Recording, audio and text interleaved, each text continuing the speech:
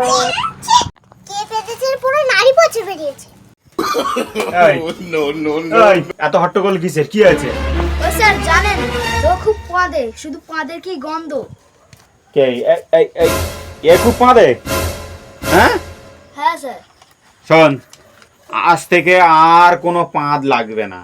আমি একটা পাঁদের ভালো মন্ত্র শিখিয়ে দিচ্ছি, ঠিক আছে? তোরা শিখে নিবি, ঠিক আছে?